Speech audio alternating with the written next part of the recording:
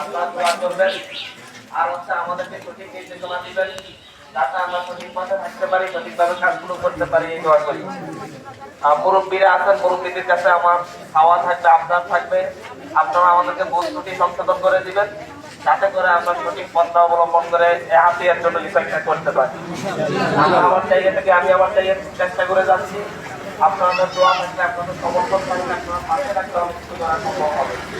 পাশাপাশি আপনাদের কাছে আমাদের থাকবে, আগ্রহ থাকবে সাদাবাদের বিরুদ্ধে দখলদারিত্বের বিরুদ্ধে আপনারা আপনাদের আহ্বান করবেন। আপনারা কি এখন আর ভয় পান? তাহলে কেউ যদি সাদাবাজি করতে আসে, কেউ যদি আপনার হুমকি দামকি দিতে আসে, তাদের বিরুদ্ধে কথা বলবেন না? ইনশাআল্লাহ ইনশাআল্লাহ। চাইবো আপনাদের সাদাবাজির বিরুদ্ধে, দখলদারিত্বের বিরুদ্ধে, আগের মতো চুরি চেষ্টার বিরুদ্ধে আপনারা কথা বলবেন। আগে হয়তো কথা বলতে পারেন না, কিন্তু এখন থেকে সাহস করে কথা বলতে হবে। কথা না বললে আবারও দিব্য হয়ে পড়বেন। আমি আপনাদেরকে সতর্ক করছি, যদি আপনারা যদি ভয়ে যদি এখন বিভিন্ন পরিচয় দিয়ে হয়তো আপনাদের কাছে থেকে বিভিন্ন ধরনের অন্যায় আপনার করতে পারে, সেই অন্যায় আপনার মুখের উপর যদি আপনারা প্রতিবাদ না করেন, তাহলে আবার আপনাদেরকে জিম্মি করার জন্য একটা পক্ষ উঠে পড়ে লেগেছে, মোহাম্মদ আলীর মতো শাসন করার জন্য উঠে পড়ে লেগেছে, আবার এই হাতিয়া থেকে তারা ইনকামের চিন্তা করার জন্য উঠে পড়ে লেগেছে। হাতিয়াবাসীর জন্য নিজেদের স্বাধীনতা নিজেদেরকে রক্ষা করতে হবে।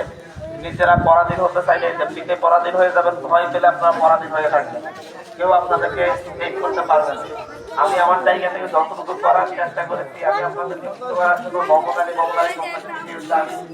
সমস্ত লড়াই করেছি। আপনার দিকে আপনারা যদি আবার যদি কোনো একটা আরো সন্ত্রাসী অধীনে যদি আবদ্ধ হয়ে যান, তাদের কাছে যদি পরাধীন হয়ে যান, তখন আবারও আমাদেরকে লড়াই করতে হবে। আর প্রথম থেকে আপনার যে স্বাধীন চেতা মনোভাব সেটা ধরে রাখবেন। অন্যায়ের বিরুদ্ধে, অত্যাচারের বিরুদ্ধে উঁচু করতে কথা বলতেন। যদি তুমি ভয় পাও তবে তুমি শেষ, যদি তুমি সাহস দেখাও তবে তুমি বাংলাদেশ। ধন্যবাদ। আসসালামু আলাইকুম।